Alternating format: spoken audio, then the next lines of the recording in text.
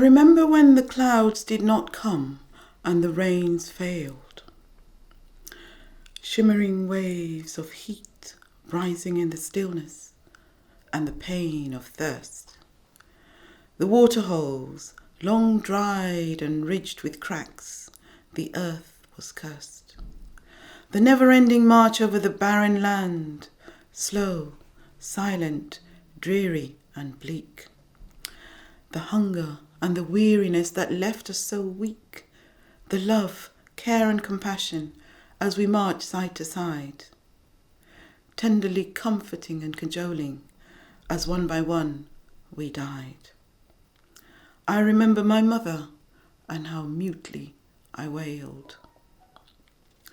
I remember the gathering, once 100 strong and counting, through the long difficult years, now but 25 remain. Our numbers old and young, slowly and surely on the wane.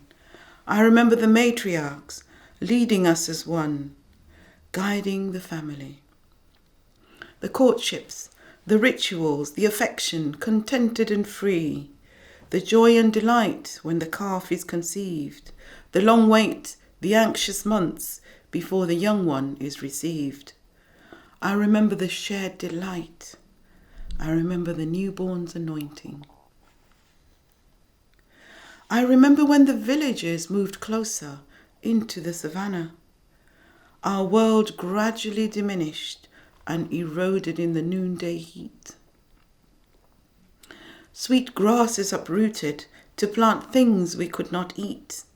Tree after tree with delicious bark felled and disappeared.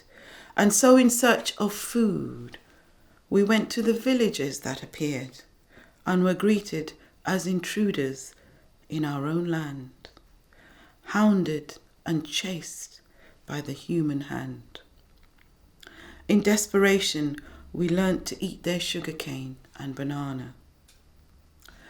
I remember the loud crack by the watering hole that echoes still in my head, and the thunder beneath our panicked feet as we fled from sudden danger, brought to these grasslands by unknown strangers.